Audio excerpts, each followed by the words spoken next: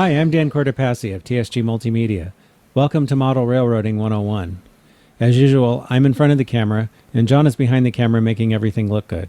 I'm also keeping people safe, Dan. They don't have to see me if I'm back here. Okay. So this time around, we're going to talk about track. And as usual, this is an introduction, so we may not be able to cover every single possible type of track that there is, but we're going to hit the most common ones. Sounds good. So track is really what makes a railroad possible. If you think about highway vehicles and big trucks, for example, usually you don't see more than 3 trailers behind a truck. And in a lot of places, even that's illegal. Mm-hmm. Like I think in California, it's 2 trailers is the most you can have. Yes, it is. And that's because the more trailers you have, the harder it is to control. Well, when things are on rails, that keeps everything in line for you. So you can have trains that are 50 or 60 or 100 cars long. So track is the guideway that keeps everything in line and makes long trains possible. Oh, right, because it does the work for you. Right. For the purposes of this discussion, I'm not going to talk about things like monorails or roller coaster track or stuff like that. I'm going to confine it to railroads, which usually means 2 rails, and what we normally think of in terms of trains. So like what you'd see out on a main line, for example. Right. Yeah. Right. Or even streetcars or whatever, but I mean, they all use basically the same kind of track. For the purposes of our discussion, I'm not going to talk about monorails or roller coasters or other things like that. I'm going to confine it to things that run on normal type of railroad track, which usually has 2 rails. Okay. So anyway, let's get started. In the real world, track is made of rails, ties, tie plates, spikes, and ballast. The roadbed or grade can also be considered part of the overall track structure. Commercial model railroad track usually has the ties and rails fastened together, along with tie plate and other detail. What I think of as traditional or conventional track has only those things. That would be like this, where you see the ties and the rails and nothing else. Mm-hmm. Some track, like Kato Unitrack, has the roadbed included as part of the track structure. That would be this. Oh, that's that gray part, right? Right. I'll call that prefab track. Some modelers also hand lay their track, putting down ties and then spiking rail to the ties. All of these types of track have their advantages and disadvantages. Let's start with prefab track. There are several manufacturers, including Atlas, Bachmann, and Kato. Mm-hmm. Generally, the different brands are not compatible and won't mate with each other. That's too bad. Yeah, it's because they have different connectors. One advantage of this type of track is that you don't need a separate roadbed. It's already there. It's also easy to set up. Creating temporary layouts or trying out different track configurations is easy since it can be quickly connected and disconnected. Oh, yeah, look at that. And it stays flat, too, right? Because that roadbed is all the same height. Right, as long as you're on a flat surface, you're fine. Also, this type of track doesn't always have to be fastened to the underlying table.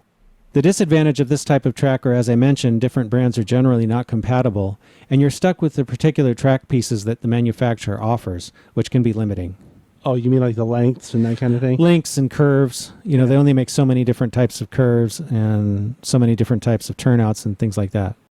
Traditional track is a little more versatile than prefab track. Most brands are compatible provided that the rail is the same size, so you can mix and match.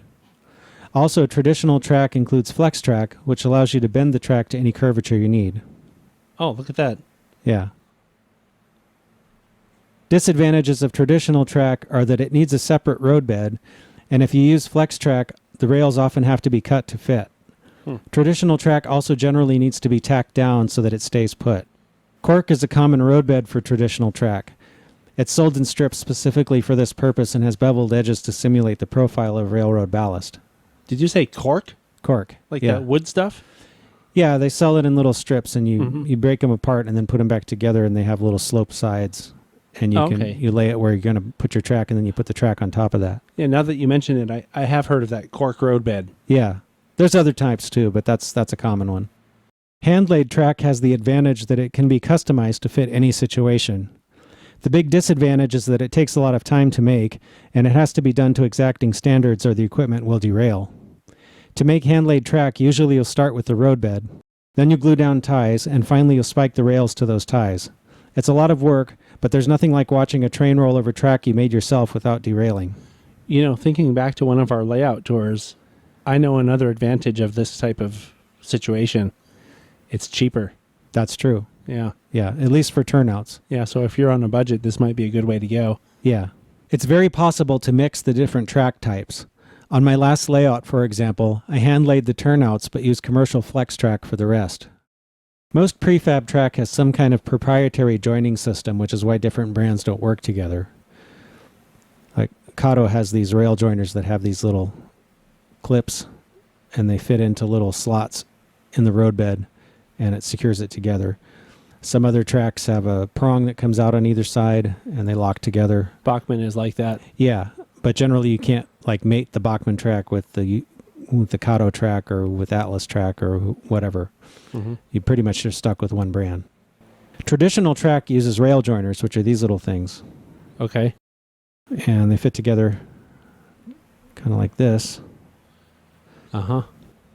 And these are more universal, allowing different brands to work together as long as the rail size is the same. But they don't always hold together as well if the track isn't fastened to something. Oh, like nailed down. Yeah. So you can get away sometimes with just having this type of track on a table, but it really is better if you tack it down. So this is a traditional rail joiner, which you can use on either a traditional track or hand-laid track. Mm-hmm. And this is an insulated rail joiner, and this is made of plastic instead of metal. And these are useful when you want to have an electrical gap somewhere. I don't think I've ever seen that before. Yeah, they're pretty common. And they actually have a little spacer in the middle to prevent the two ends of the rail from touching. Yeah, what would be the point of that? Why would you want dead rail? In certain cases where you may need to prevent a short or you need to have a section of track isolated for some reason, there are situations where you need these, so it's something to think about. In case you didn't already know, railroad ties are these things that go across. Mm-hmm. And in the UK, they're called sleepers, I believe. Sleepers? Yeah, for whatever reason. I don't know where they... That's kind of a weird name. Yeah. These days, a lot of modern trackage uses concrete ties, and then there's also wood ties, which is the more traditional type. You still see a lot of wood ties even today on branch lines or secondary trackage. Mm-hmm. So some manufacturers offer both. These are both Kato track pieces, and so you can pick whichever one you need for your era or location that you're trying to model. You know, come to think of it, I've been places trackside where there's one line that is concrete ties, and right next to it is the second track that's wooden ties. Right. So I guess the concrete ties probably were installed later. Right? Most likely, yeah. Another thing to keep in mind with track is the rail size. Real railroads use different weight rails depending on how much traffic goes over a line and how heavy that traffic is. Often you'll see taller, heavier rail on main line and shorter rail on spurs and sidings. Okay. Model railroaders use the word code to refer to the rail size. Code 83 rail, for example, is 0.083 inches tall. That would be the one on the right. In HO, this represents typical mainline rail in North America. Okay. Code 70 is a good size for secondary track. That's the one on the left. It looks like the part that the top of the rail rests on top of, on the left side, it looks a lot thinner or narrower. And on the right side, it looks a lot thicker or beefier. Yeah, the whole thing is bigger, but the significant change is the rail height. Right. And the one on the right is taller than the one on the left. It definitely is, and you can see that. Right. In HO, you can even go down to code 55, which is even shorter, and that's good for some industrial spurs. HO track also comes in code 100, but that's a little oversized for all but the heaviest mainline rail. Some people like to use that in hidden areas, although personally I haven't found any advantage to using that over code 83. So I just like to use code 83 everywhere except where I want to use code 70 for visual reasons. Yeah, I mean, is one cheaper than the other or more prevalent? Or I don't know, maybe. I don't think it matters that much really, but people have their preferences. An N-scale rail is often code 70 or thereabouts, so that's pretty oversized. Code 55 or 40 is closer to scale. Oh, for N scale? For N scale. And what is it? This is HO, right? This is HO. I think you mentioned it, but I couldn't remember. If you're hand laying track or using traditional track, you'll need to make sure that the rail sizes you're using are compatible. You can join rails of different sizes to one another, but it takes either a special rail joiner or a bit of work. What, do you grind it or? There's different ways. You can take a rail joiner and put it on the track and then crush one end of it and then put the shorter rail on top of that and solder it together. Mm-hmm. That works actually pretty well. Or they do have, I think, some special transition joiners you can get. Most of the time, prefab track from a given company will use the same rail size throughout. Most Kato Unitrack, for example, is code 83. Mm-hmm. The thing I'm not getting, though, is if I took that short one on the left and tried to mate it up with the tall one on the right, the rail heads, there'd be a big clunk right there. You'd have to grind it or something. Right, that's what I'm saying. You have to do something to push the bottom of the rail up so that the tops of the rail are at the same height. Okay, so you're manipulating the bottom of the rail, not the top of the rail. Because I'm thinking you'd have to grind it down. No. I'm not thinking that way. No, okay. You have to push the bottom of the rail up so that the tops mate. I got it. The most common simple track shapes are straight or tangent track and curves. You can buy prefab and traditional track in straight and curved pieces. Generally, it's good to use as broad of a curve as you have space for, as most equipment runs better on broader curves. Uh-huh. In HO, I wouldn't recommend anything less than a 24-inch radius unless you're running short equipment or you're really, really tight on space. Right, or what about trolleys? Well, that's short equipment. That would qualify as short equipment, yeah. They sell track down to 15-inch radius in HO scale, but unless you're running trolleys, like you said, I wouldn't recommend it. In N scale, I generally wouldn't use anything below an 11-inch radius. Even that seems a little small to me. Yeah. Flex track can be used for either straight track or curves. If you're using flex track, since it comes in longer sections, using flex track leaves fewer gaps that can snag wheels or cause electrical issues. Oh, right, on curves? That makes a lot of sense. Or even on straight. I'm thinking of a curve. It's a solid track. So Right. So a turnout or a track switch is the most common type of special track work. It splits one track into two and allows a train to take either route. Typically, one route through the turnout is straight. Oh, right. And one curves away to the side, though sometimes both routes are curved. Turnouts can be left-handed or right-handed depending on which way the diverging route branches off from the main one. So this would be a left-handed turnout. Yep. And this would be a right-handed turnout. Yep. Turnouts are classified by numbers, like number 4, number 6, number 8, etc. The larger the number, the longer and more gentle the turnout is. Oh. The number is determined by the angle between the diverging rails. So that would be usually here. So that's a 4 or 8 or whatever degree angle? Is that it? No, it's how many units of length it takes to separate by 1 unit of width. So if it takes 4 units of length to separate the rails by 1 unit of width, that's a number 4 turnout. Uh-huh. If it takes 6, then it's a number 6 turnout. These happen to be number 6 turnouts. Yeah, I see.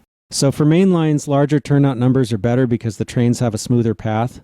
Lower numbered turnouts are best used in yards or on spurs where trains typically move at lower speeds. Prototype turnouts are generally longer than model railroad turnouts. Real railroads often use turnouts as long as number 20. That would take up way too much space on most model railroads. Mm-hmm. In practice, I don't like to use anything less than a number 6, even in yards. I prefer number 8s on the main line if there's room. Longer turnouts make for smoother track work and reduce the chance of a derailment. Yeah. So we can talk a little bit about the parts of a turnout.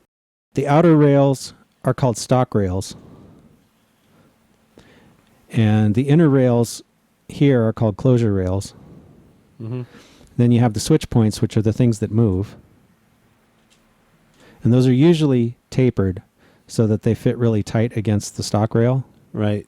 And then there's a throw bar here usually, which connects the two switch points. And then this thingy is called a frog. Ribbit? Don't ask me why. Maybe it looks like a frog to somebody. I don't know. And then you have guardrails, which are these little things. On some, these are plastic on this one, but in some turnouts they're actually metal. In real life they would be metal. Are you sure about that? They don't have plastic pieces on real track? Well, So I'm just being a smartass. I just thought that was funny. Can you imagine you go out to some track somewhere and there's this big piece of plastic? You're like, oh, look, that would really help. yeah.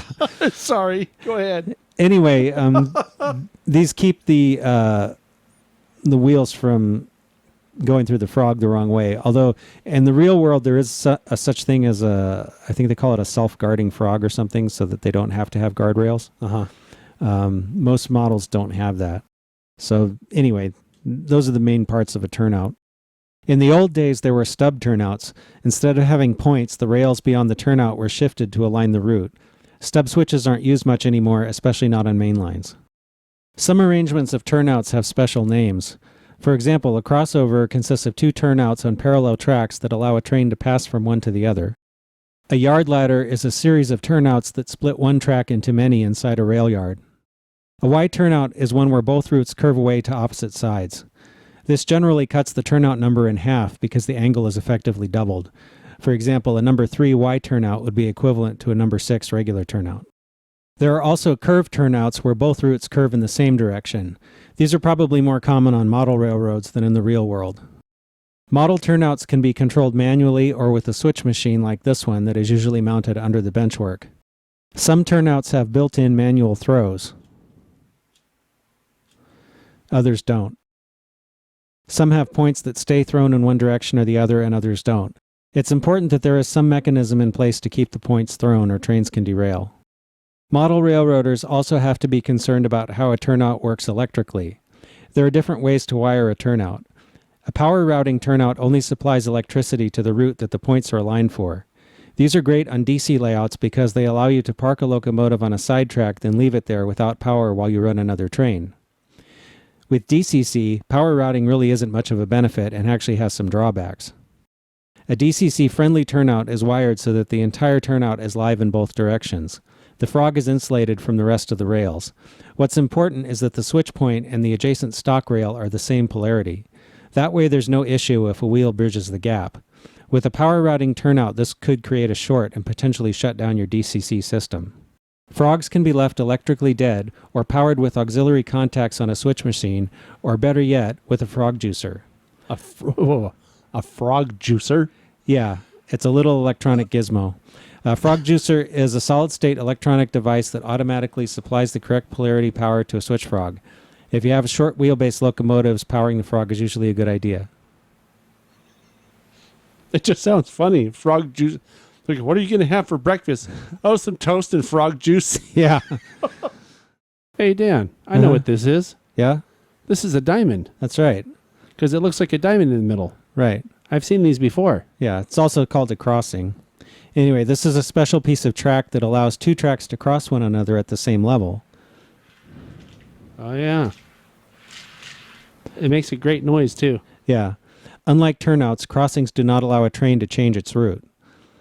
Crossings are usually measured in degrees. For example, if two tracks cross at a right angle, as we have here, it's called a 90-degree crossing.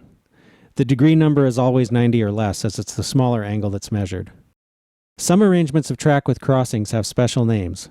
A double crossover is 4 turnouts with a crossing in the middle between 2 parallel tracks, allowing a train to pass from one track to the other in any direction. One thing that's important to note is that real railroads usually try to avoid complex track work as much as possible. Unless space is at a premium, most railroads would prefer 2 regular crossovers to a double crossover. Slip switches, or puzzle switches, are like a combination of a shallow angle crossing and turnouts. There are single slip and double slip turnouts. These are extremely complex pieces of track work, and railroads will also avoid them when possible, just like any other complex track work. Some large passenger terminals have slip switches to allow incoming and outgoing trains to move between tracks in a relatively compact area and without the snaking back and forth that would occur with conventional crossovers. But most of the time, railroads will avoid these like the plague. A 3-way turnout has 2 diverging routes instead of 1. This splits one route into 3. As with double crossovers, railroads generally avoid these when possible. A derail is a device designed to purposefully derail a train. That might sound like an odd thing to do, I know. They're typically used on a sidetrack to keep parked equipment from rolling onto a main line or at a crossing or junction to prevent potential accidents, with the idea that it's better to derail the train than have 2 trains hit each other. Some derails look like a single switch point on one rail. They're usually left open unless the sidetrack is being used. Derails can actually be used on model railroads. Even if they don't actually operate, they can add interest to a switching session, as you have to stop the train to give the brakeman time to throw the derail before proceeding onto a sidetrack. Gantlet track is used where a double-track route has to negotiate a narrow obstacle like a single-track bridge. It looks a bit like a pair of turnouts, only there is really no way for the train to change tracks. It merely overlaps the 2 tracks for a short distance. Dual-gauge track has 3 or more rails. Typically, it allows standard gauge and narrow gauge equipment to operate on the same piece of track. Often one rail will be common. Some modelers like to build things like a dual gauge double crossover with a slip switch in the middle instead of a regular crossing. If you really like to make unnecessarily complex mechanical things, go for it. That's what I'm thinking. A dual what? But a real railroad would likely never do that. I'm just saying, I've seen people build some pretty crazy looking stuff that you would never see in the real world. Yeah. You can do it, but should you? Well, if you really like it, hey. What is it again? A dual? I just made it up. A dual gauge double crossover with a slip switch in the middle instead of a regular crossing, which would be totally stupid because you'd just be like switching out and coming right back to the same track. It wouldn't make any sense to even build that. But hey, if you really want to, do you know what I always say, Dan? Is it's your railroad. Build what you want. Right. Rack rail, or cog rail as it's sometimes called, has a third rail running down the middle of the track with gear teeth. Locomotives typically have a cogwheel gear that engages the rack, allowing trains to go up extremely steep grades. Some manufacturers make track bumpers to put on the ends of spurs. These will keep cars from rolling off the end onto the train table. In real life, some spurs have bumpers of some kind, and some just disappear into the weeds. In some places where the risk of damage from a derailment is high, like bridges, railroads will use guardrails. Guardrails are usually a pair of smaller rails inside the main rails. These are there to catch any derailed wheels and hopefully keep the train on the bridge rather than let it fall off. So, Dan, I know what this is, but maybe someone who's new to railroading would think this is dual gauge track because you were just talking about that a minute ago. Yeah, no, it's not. In fact, I tried my HO box car and it doesn't quite work. It's pretty close. It's close, but not quite. This is actually some Lionel track. This is what's known as 3-rail track. In HO scale, Markland uses 3-rail, although the center rail isn't really a rail, it's a series of studs. And the reason for this is because Lionel and Markland use AC, and the two outside rails are actually the same polarity, and the inside rail is the opposite. Mm-hmm. So it's just a different way of wiring it. And it's the one advantage to that is if you do a reversing section or something, you don't have to do any special wiring because there aren't any shorts. The disadvantage is that it doesn't really look very realistic. Yeah, I've never seen anything like this aside from maybe on a roller coaster. We said we weren't going to talk about roller coasters. No, the closest thing I've seen that looks like this is in San Francisco, the cable car tracks, because they have that slot in the middle where the cable is. But that's not really a rail either. So we already talked a little bit about crossovers and yard ladders, but there are other arrangements of track that have special names. An industrial lead is a set of tracks that branch off to service one or more industries. Industrial leads often look like a tree, connected to a main line at one point and then branching out to service various customers. An interchange track is shared by 2 or more railroads and is used to deliver cars from one to the other. One railroad will put cars on the interchange track for the other to pick up later. Interchange tracks are usually located near junctions or where 2 railroads cross one another. A junction is a place where 2 or more routes meet or come together. This can involve 2 or more separate railroads, or it can be 2 different routes on the same railroad. Junctions can have a variety of forms depending on the terrain and the layout of the routes. A runaround track has turnouts on both ends, taking a single route and splitting it into 2, then merging it back together again. This allows a locomotive to run around a car or a train and get on the other end. Very important when switching cars. A passing siding is like a longer runaround track. Sidings are usually long enough to fit an entire train and are used so that trains can pass each other on a single-track main line. Most single-track routes have passing sidings every so many miles where one train can wait safely for another train to pass. S-curves happen when the track curves one way then the other in close proximity. Generally, you want to avoid this situation if possible, as it can create operational issues and doesn't look very good. For example... Whoa, look at that. Yeah, look how far apart those cars get skewed on this thing. It looks almost like they're derailed or detached or something. Yeah. So generally what you want to do on a model railroad is to put a piece of straight track between the 2 curves. The longer the better, generally. Also, crossovers create S-curves by their very nature, so using longer switches is advisable since it makes the S-curve gentler. While we're on the subject of curves, I'd like to talk a little bit about easements. And what I have here is a piece of straight track coming right into a curve. And a lot of times what you want to do if you have the space is to use an easement curve. In this case, I'm going to approximate it with a shallower curve and then the tighter curve. And why is that? Because it eases the train into the curve. It makes for a smoother path, and generally will make the trains operate better. Okay. There are actually ways to calculate mathematically the exact shape of an easement curve. This would be an approximation. There's something called the bent stick method. Boy, you got all kinds of good stuff this time. Yeah. Which I don't have time to demonstrate that right now. But anyway, there's different ways. But it's basically the idea that instead of just going right into the curve, you have kind of a gentle spiral into it. Street trackage is track that's buried in pavement. On the prototype, some street trackage uses a special type of rail with built-in flangeways. On model railroads, most people use normal track and then pave it with some material like plaster or styrene strips cut to fit. If you do this, it's important to make sure that the trains can roll through the track without getting hung up on the pavement. It's also important to leave the railheads slightly above the street so that they can be cleaned. Oh, right, because if you try to clean it, you'll just scrub your street away. Right, you scrub the paint off your street or whatever you did to color it. Ask me how I know this. Well, I'm not going to bother. Okay. A spur is a track that comes off another track in dead ends, sometimes at an industry. A yard is a set of tracks used by a railroad to rearrange and sort cars, making up and breaking up trains. Yards typically have a number of parallel tracks. Prototype yards can be relatively small or they can sprawl and stretch for miles. The size depends on the traffic volume that they handle. Prototype yards are often double-ended with turnouts at both ends. Yards can also be single-ended, and a lot of modelers use this type to save space. A staging yard is used on a model railroad as a parking lot for trains. Often they're tucked away in an inconspicuous place, like being backstage at a theater. Staging yards represent off-layout locations and can give trains somewhere to come from and go to. Some track arrangements allow equipment or even entire trains to be turned around. A turntable is a pivoting bridge with tracks radiating out from it, most often used as part of an engine servicing facility. These were more common in the steam era, though there are still a few around. A balloon track or reverse loop allows a train to turn around without stopping. These take a lot of space and so aren't as common in the real world as they are in model railroads.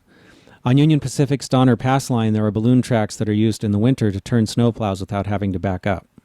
A Y is a triangle of track with 3 turnouts, allowing equipment to make a 3-point turn. Ys are also sometimes used at junctions, so that a train entering the Y can depart on either of the other 2 routes. One thing to remember when modeling is that any track arrangement that turns a train around needs some special wiring and gapping to prevent shorts. This is true regardless of whether you use DC or DCC. The only exception is for 3-rail track like Lionel or Markland, as I said earlier. With DCC, there are also auto-reverser circuits that take care of a lot of this automatically, but that's a topic for another discussion. There's also something called a switchback. If you want to see that, we have a video about it. And you can see the video by clicking on the little icon in the top right that just popped up. All right, so hopefully that'll give everybody a little bit better idea about track and how it's used. You know, as usual, Dan, there's stuff that I know or knew or whatever, and then I hear it again. And there was also, as usual, some stuff that was new for me. Good. So it's cool. You know, I mean, having been doing this for the past many years, to learn something new from something basic is always good. Yeah. That means that you did a good job of covering stuff. Well, good. I hope so. What's the idea for next time, do you know? Well, I think next time maybe we'll talk a little bit about bridges. Oh, bridges are cool. Yeah. All right. Well, I guess I'll see you next time. I got to get to my next class. Okay, see you later.